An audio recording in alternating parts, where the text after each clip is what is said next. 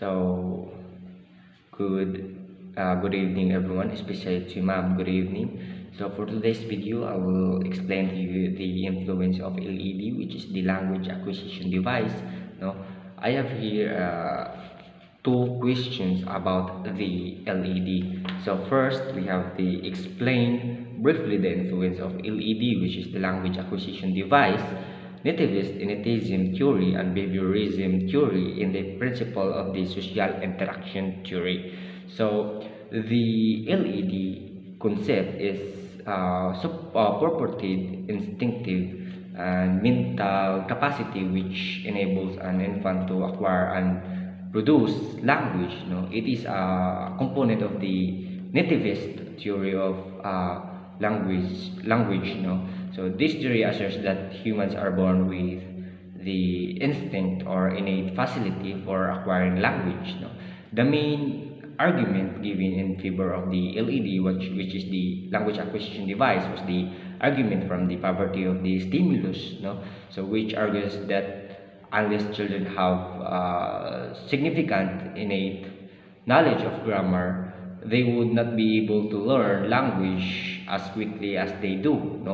So the given that they never have access to negative evidence and rarely receive direct instruction in their first language.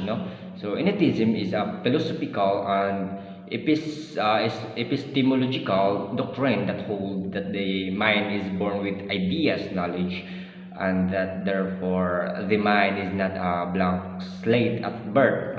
So the behavioral learning theory, often known as behaviorism, is a prominent philosophy that emphasizes how kids learn. So all behaviors are taught through interactions with the environment, according to behaviorism.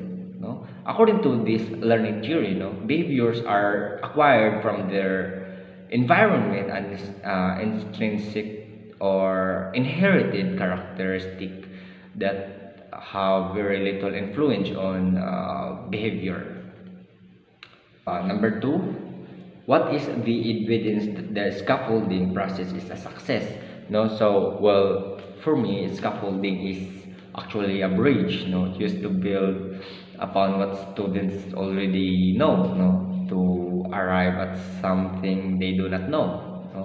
So if scaffolding is properly administered, it will act as an enabler, not as a disabler.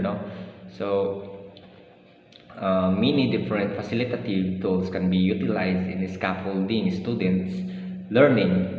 Among them, are breaking the task into smaller, more manageable parts, using think aloud or verbalizing thinking processes when completing a task. So cooperative learning, which promotes teamwork and dialogue among peers. So concrete prompts, questioning, coaching, co-cards, or modeling. Others might include the activation of background knowledge, giving tips, strategies, and procedures. So teachers have to be mindful of keeping the learner in pursuit of the task while minimizing the learner's stress level. Skills or tasks too far out of reach can lead a student to his frustration level, and tasks that are too simple can cause much the same effects.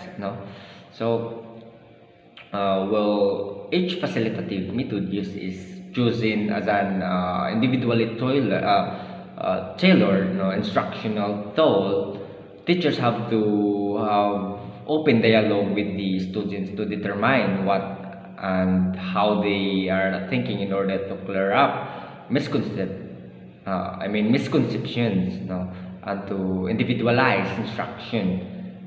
Crucial to successful scaffolding is an understanding of the student's prior knowledge and abilities. The teacher must certain what the student already know, so that it can be hooked, or connected to the new knowledge and made relevant to the learner's life, thus increasing the motivation to learn. No? So that's all of my explanation. No? And thank you for watching. That's all, and God bless.